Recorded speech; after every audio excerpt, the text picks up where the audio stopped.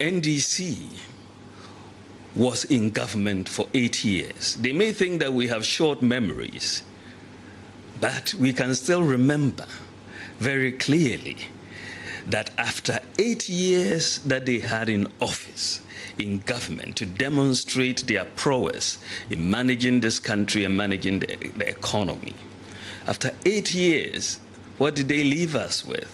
They left us with declining agriculture, declining industry, interest rates were high, inflation was high. In fact, if you look at the data in terms of macroeconomic performance in any economy, since the year 2000, the tenure of the former president was the worst in terms of outcomes in macroeconomic performance. That's the data, it's not me saying it. The banking system was weak. Unemployment was rising. Our national health insurance was back to cash and carry. We had 4 years of Dumso with its devastating impact on our economy. And not even withstanding that, electricity prices were being increased by an average of 45% between 2010 and 2015. Our public finances were in a precarious state, of course, that resulted in us having to go to the IMF for a bailout and policy credibility. Prices were being increased. There was a freeze on public sector recruitment, cuts in allowances for teachers, and lecturers, cuts in allowances for lecturers, abolition of teacher training allowances, abolition of nursing training allowances, and even for teachers who had worked for 2-3 years, they were being paid just 3 months of allowances. I mean, common chalk was even a problem in our schools. And this is really the history that the NDC would want us to forget, and which we should not forget. Our memories should not be that short. We should remember what they did. And Nana Addo Dankwa Akufo-Addo took over the reins of government in 2017. After just over 3 years in office, he's been able to manage the transformation of this country, and we have been able to perform much, much better than the situation we inherited. In fact, the data is very clear. And so my humble advice to former President Mahama is to take a look at the data. This is not green book data. This is just the data, right? Take a look at the data before you speak. Otherwise, you will end up embarrassing yourself. Now, on leadership in times of crisis, Dr. Bawumia said President Akufo-Addo has demonstrated competence amidst the COVID-19 pandemic better than the former president, who failed to properly manage the Dumso situation during his time. If you want to test the robustness of an economy, you test it in a time of crisis. Thankfully, we have had 2 crises. Under the NDC, there was an internally generated crisis, which was Dumso. Under the presidency of Nana Akufo-Addo, there has been an externally generated crisis, which has been the global coronavirus pandemic. I just want you to ask yourselves, how have these 2 crises been managed? The Dumso crisis, which crippled this economy for 4 years.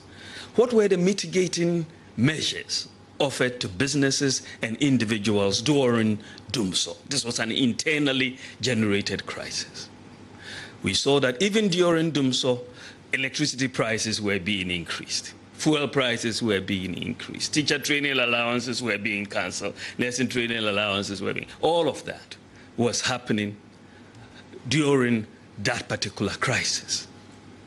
You look at the coronavirus crisis and you look at the difference in terms of what has happened. The president has reduced electricity prices, made it free for lifeline consumers, has given free water for all Ghanaians for 3 months, has made sure that there is a stimulus package of 600 million Ghana cedis for businesses. And we have seen domestic production of PPEs, personal protective equipment for our health workers locally.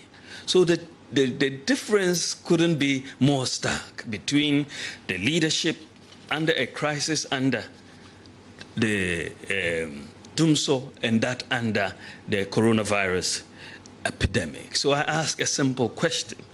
Who will you trust in a time of crisis?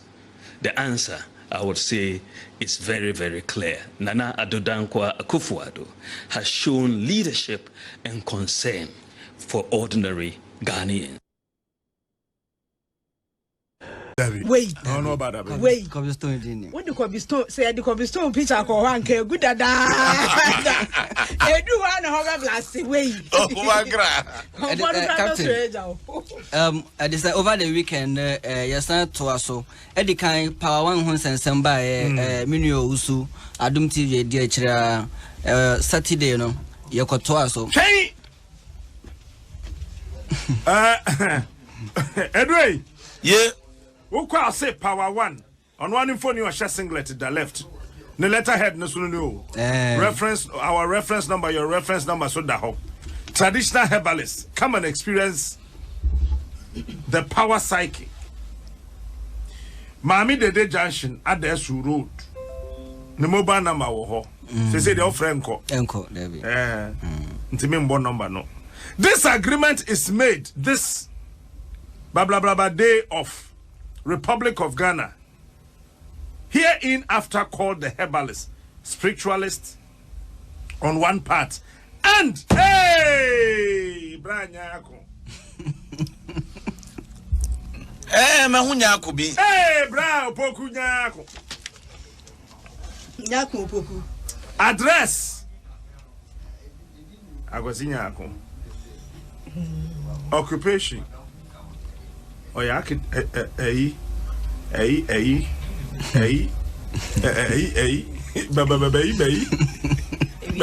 say and now the herbalist spiritualist is a licensed herbal practitioner resident at Mahama Dumso Junction at the Esu Road. Number 2, that the client has approached the herbalist for spiritual ritual kachika to be performed to enhance or for his business to flourish and to become spiritually strong. The herbalist spiritualist has agreed to perform the rituals for the client. Number 4, that the client has agreed to provide money for the purchase of the items needed involved in the performance of the ritual. 5, the items needed involved for the performance of the rituals are dwarf hair 21 mocha 3 Nessa mocha be 3 year for and the mocha and this okay come with for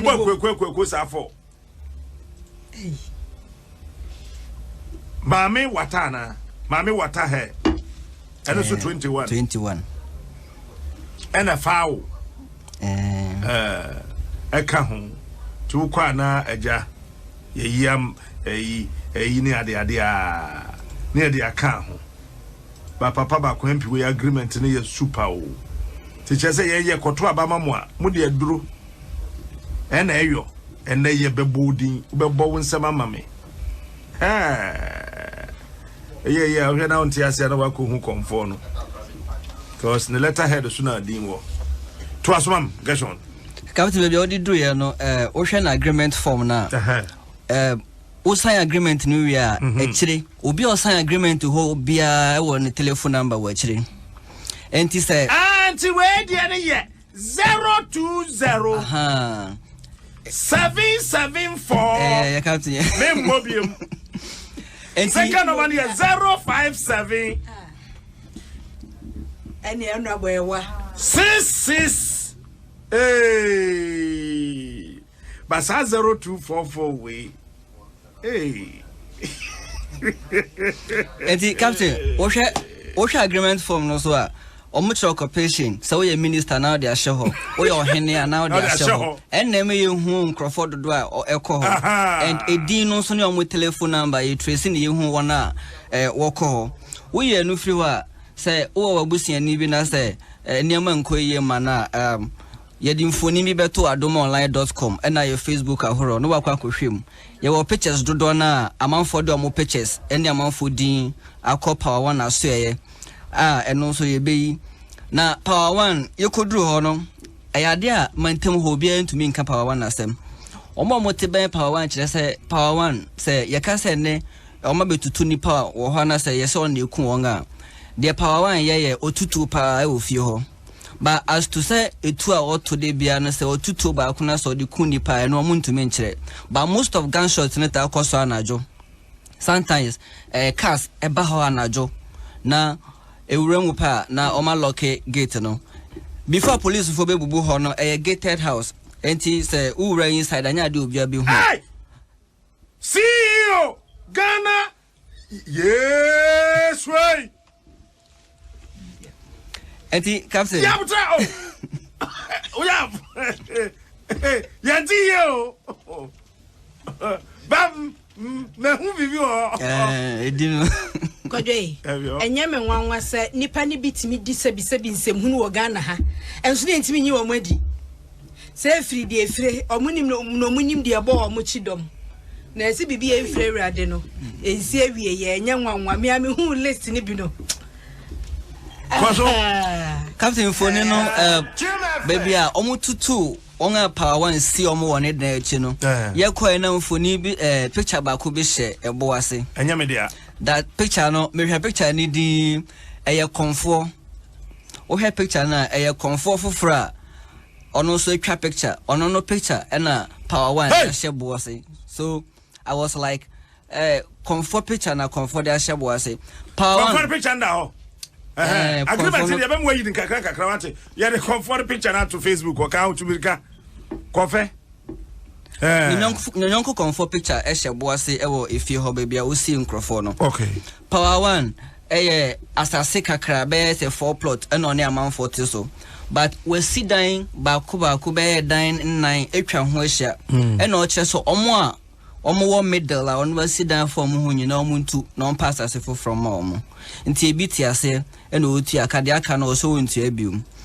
se mantemu ho mame bi me ni di nkomo ka na akosem o se ne ma mmema omumu drupa omu finkran ba woni na di nkita ho na omo ni power one enya issues ana power one ka kire woman ne se o ma mmema nkwan ne ya omo ba omo ni menya issue yi enya de obi hu omo bium enkola ne tia so on kan ha na so mamene say be 5 years ni ono ani ma from say mumbre fi omo so mumba enti power one you obi anu hu yehu papa enye obi a obetumi de na edi agro if you hoye san call na extension I say wati branch a obi na eda no eno so ye call bosuma ewo ho omo say scorpion sa bosum ni din no eno no power one nankasa no your friend is scorpion power one no ena na so any din nti sa bosom your friend scorpion power one asi guest house nka enye sade asem ya ba nka ja wode betwetwa no ho edidi kakra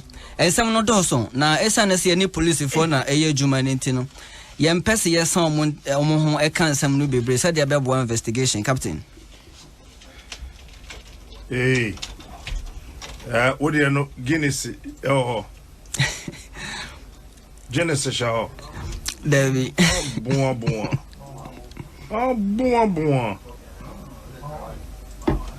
hey na utie benaja nyako na sembi oka yese ni nua meka se ne cousin ya wono akasa je ne betena ne maame fie o ho na maame bi be friend ni se okọ baabi aduro so na okoye no ena ohun se ni nua no ne yire abakonfo no ho enti osusu se bibi omkoye ne fa wono benanya ko nti omko ena convince ne de no koye ebro mkokodu ho no okonfo no mkoto no di adanse se no kresa nua na ba na obechichire ono ne kra ene benanya ko maame kra abom enti no de abrantie ne beka bia ena ne maame ne ye hwe saa konfo power 1 yes okwa yankasa de ade ani ehunu ne sanse ya ye nipa ne koye ene wodi videos ni pictures aba me yehunu bie wote ho na obi du photo akwa bo ase e wo konfo ho Genese enti sa wo do ho yeso be enwuna ye nwunu